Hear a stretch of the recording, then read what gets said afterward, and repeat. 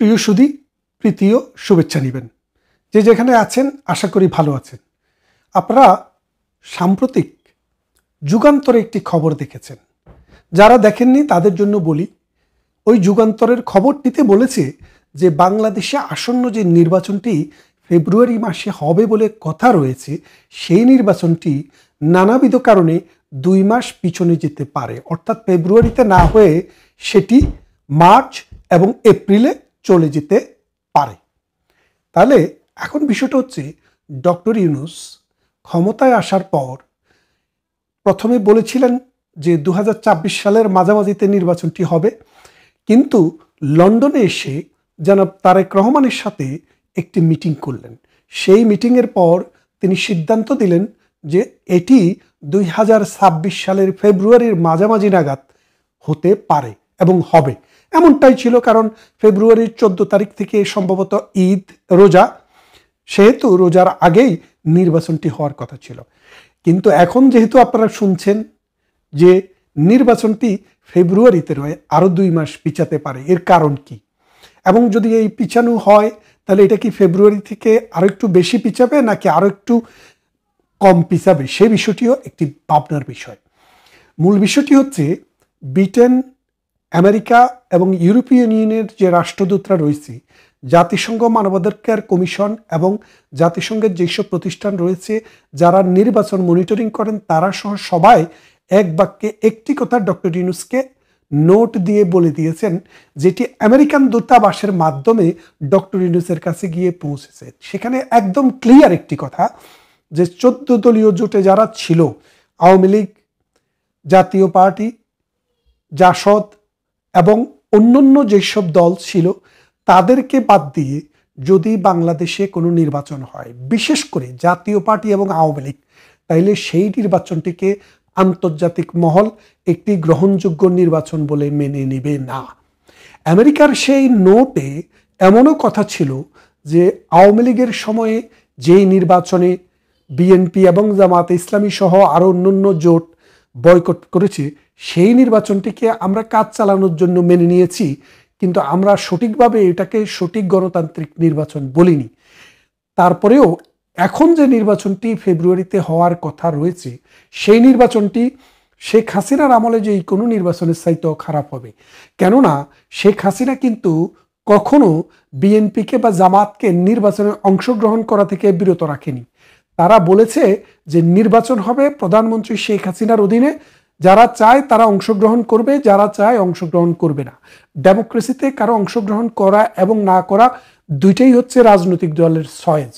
এখন রাজনৈতিক দল অংশগ্রহণ করতে পারে, নাও করতে পারে, কিন্তু এখন যেটা হচ্ছে, সামরিক ফরমানের মতো ডক্টর ইউনূস ফরমান জারি করে ছাত্রলীগকে নিষিদ্ধ করেছে এবং আওয়ামী লীগের কর্মকাণ্ড ক্রিমিনালাইজ করেছে। সাথে সাথে এই অবৈধ নির্বাচন কমিশনকে দিয়ে একটি পরিপত্র জারি করিয়েছে যে আওয়ামী লীগের যে রেজিস্ট্রেশন সেটি এবং আওয়ামী লীগের যে মার্কা সেটি এই মুহূর্তে স্থগিত রয়েছে। তাহলে আপনারা বোঝেন, এই অবস্থায় আমেরিকা বলেছে যে যদি আওয়ামী লীগের নির্বাচনে অংশগ্রহণের সুযোগ থাকতো, জাতীয় পার্টির যদি অংশগ্রহণের সুযোগ থাকতো, সেই দল যদি অংশগ্রহণ না করত, সেই ক্ষেত্রে বলা যেত যে এটি একটি গ্রহণযোগ্য নির্বাচন, আমরা কাজ চালানোর জন্য বাংলাদেশের সাথে থাকব।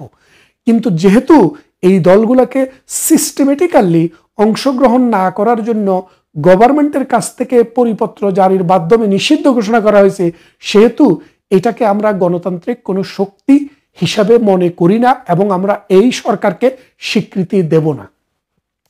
এই কথাটি আসার আরও একটি কারণ রয়েছে।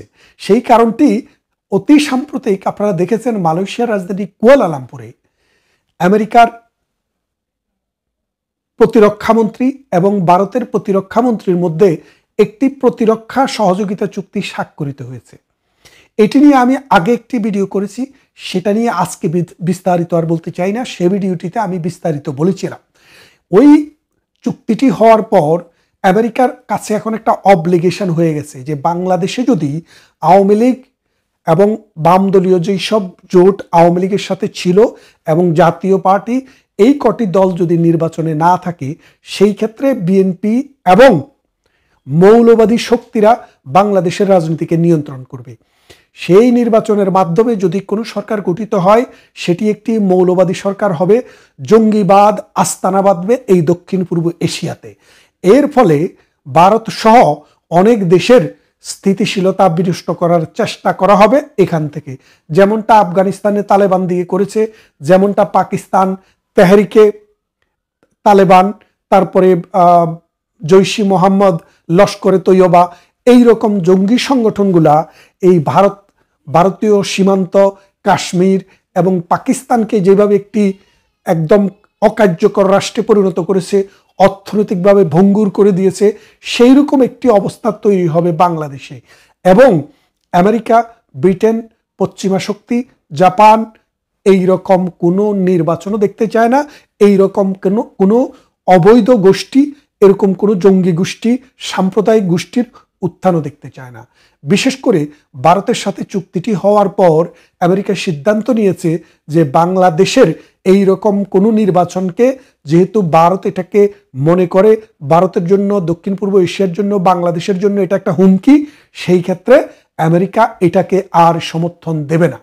এই খবরটি পাওয়ার পর ডক্টর ইউনূস তার কিছু কিছু পারিষদের সাথে কথা বলেছেন, বলে এরকম একটি আভাস দিয়েছেন, যদি ফেব্রুয়ারিতে নির্বাচন করা হয় তাহলে আওয়ামী লীগকে কিভাবে ম্যানেজ করা হবে, জাতীয় পার্টিকে কিভাবে ম্যানেজ করা হবে, সুতরাং মাস আরো 2টি বাড়াতে হবে। কারণ হচ্ছে বাংলাদেশের বিদ্যমান কনস্টিটিউশন এবং নির্বাচন কমিশনের যে আইন রয়েছে, সেই আইন অনুসারে 3 মাস আগে অর্থাৎ 90 দিন আগে তফসিল ঘোষণা করতে হয়। তফসিল যদি 3 মাস আগে ঘোষণা করা না হয়, তাহলে কনস্টিটিউশনাল যে ল সেটাকে ভায়োলেট করা হবে। যদি 12ই ফেব্রুয়ারি নির্বাচন করতে হয়, অন্তত 12ই নভেম্বর, আজ থেকে 12 দিনের মধ্যে তফসিল ঘোষণা করতে হবে। যদি এই তফসিলটি ঘোষণা করতে না পারে, তাহলে নির্বাচন কমিশন নিজেই কনস্টিটিউশন ব্রিচের জন্য দায়ী হবে এবং তার বিচার হবে বাংলাদেশে। তাহলে আপনারা বোঝেন নির্বাচন কমিশন কি ফাটাবাসের মধ্যে পড়ছে। তাহলে নির্বাচন কমিশনের হাতে অপশন হলো, যদি 12ই নভেম্বরের পরে কোনো তফসিল ঘোষণা করতে হয়, তাহলে নির্বাচনের তারিখও পিছিয়ে যাবে, আর সেইভাবে তারা তাদের কনস্টিটিউশনাল যে রেসপন্সিবিলিটি সেটা পালন করার চেষ্টা করবে। এখন আপনারা জানেন, যখন 5ই আগস্ট ঘটে 2024 সালে, তারপর পর বাংলাদেশের সেনাবাহিনী প্রধান একটি বক্তব্য দিয়েছিলেন, রেডিওতে টেলিভিশনে সেটি প্রচার হয়েছে।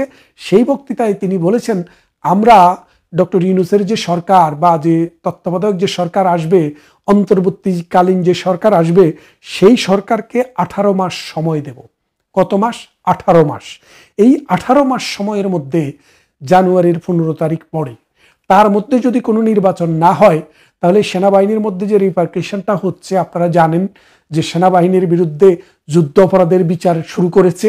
সেনাবাহিনীর ভেতরে নানান গ্রুপ, নানান দল, উপদল অলরেডি কঠিন অবস্থানের মধ্যে রয়েছে, যার কারণে ডক্টর ইউনূস যদি এখন ফেব্রুয়ারিতে নির্বাচন করতে না পারে, সেই ক্ষেত্রে সেনাবাহিনী কিন্তু পাওয়ার টেক ওভার সম্ভাবনা খুব বেশি।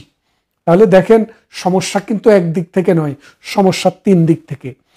প্রথম সমস্যাটি হলো, ডক্টর ইউনূস ওয়াদা করেছে এই তারেক রহমানের সাথে যে তিনি ফেব্রুয়ারির প্রথমার্ধে, অর্থাৎ 15 দিনের ভেতরে, তো 12 তারিখে যেহেতু রোজা, সেহেতু 12 তারিখটা 15 তারিখে রোজা, সেহেতু 12 থেকে 13 তারিখ 14 তারিখের মধ্যেই নির্বাচন সমাপ্ত করতে হবে। তাই এই নির্বাচনটি করার জন্য তিনি ওয়াদাবদ্ধ। এখন অলরেডি আপনারা জানেন, ডক্টর ইউনূসের সরকারকে এই তার যে পুত্র এনসিপি, তারা বলেছে এটা মুনাফেক, মানে ডক্টর ইউনূসের সরকার এবং ডক্টর ইউনূসকে বলেছে তারা কথা দিয়ে কথা রাখে নাই, তারা মুনাফেক। এক। দ্বিতীয়ত, বিএনপির নেতারা গতকাল বলেছেন যে জুলাই সনদে আমরা যেটিতে স্বাক্ষর করেছি, সেখানে কিন্তু নোট অফ ডিসেন্ট ছিল, কথা ছিল, সেগুলো সেই মানে ডকুমেন্টসের মধ্যে থাকবে, কিন্তু সেটা না দিয়েই তারা এটাতে ডিক্লারেশন জারি করেছে।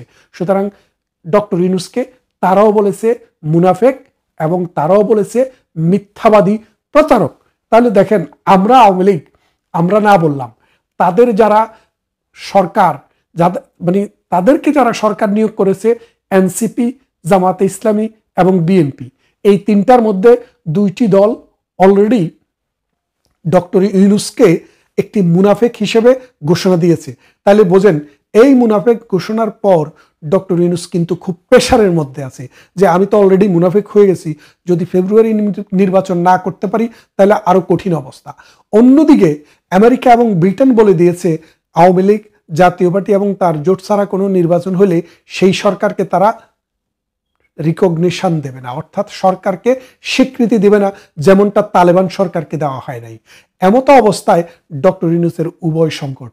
এখন এই সংকটের সমাধানের জন্য ডক্টর ইউনূসকে শেখ হাসিনার মুখাপেক্ষী হতে হবে, আওয়ামী লীগের মুখাপেক্ষী হতে হবে, জাতীয় পার্টির মুখাপেক্ষী হতে হবে, ভারতের মুখাপেক্ষী হতে হবে, জনতার মুখাপেক্ষী হতে হবে। কারণ আজকের দিনে একটি নির্বাচন করতে গেলে সরকারের যে স্টাবিলিটি দরকার, সরকারের যে ফোর্স দরকার, সরকারের যে ক্যাপাবিলিটি দরকার, সেই ক্যাপাবিলিটি সরকারের নেই। কেননা আওয়ামী লীগ যদি অসহযোগিতা করে, জাতীয় পার্টি যদি অসহযোগিতা করে, আওয়ামী লীগের জোট সঙ্গীরা যদি অসহযোগিতা করে, তাহলে ডক্টর ইউনূসের পক্ষে সেই নির্বাচনটি কখনো সুষ্ঠুভাবে বাংলাদেশে করা সম্ভব নয়। আর যদি একটি সুষ্ঠু নির্বাচন না হয়, মানুষের মধ্যে যদি ক্রেডিবিলিটি যদি তৈরি করতে না পারে, কোনো সরকার এসে বাংলাদেশে 6 মাসও থাকতে পারবে না। সাম্প্রতিক আপনারা দেখেছেন আসিফ মাহমুদ সজীব ভুঁইয়া 9,000 তরুণ ছাত্র যুবককে অস্ত্রের ট্রেনিং দেওয়ার জন্য সিদ্ধান্ত নিয়েছে এবং আহ্বান করেছে অ্যাপ্লিকেশন করার জন্য। গতকাল বিবিসিতে একটি প্রতিবেদন প্রকাশিত হয়েছে, আপনারা দেখেছেন, বিবিসি বাংলার নিউজে পোর্টালে গেলে এখনো পাবেন। সেখানে তারা যে নিউজটি করেছে সেখানে বলেছে বাংলাদেশ কার সাথে যুদ্ধের জন্য তৈরি হচ্ছে। আসিফ মাহমুদ সজীব ভুঁইয়া বলেছেন বাংলাদেশ স্ট্র্যাটেজিক্যালি এমন একটা জায়গায় অবস্থিত, আমাদের যুদ্ধের জন্য তৈরি থাকতে হবে। আমাদের সাথে যুদ্ধ করার মতো 2টি দেশ রয়েছে, একটি মিয়ানমার আর একটি ইন্ডিয়া, ভারত। তাহলে আপনি দেখেন এই যে মহাভারত, এই মহাভারতের বাংলাদেশের সাথে কেন যুদ্ধ করতে হবে? বাংলাদেশ এমন কি দেবে না ভারতকে?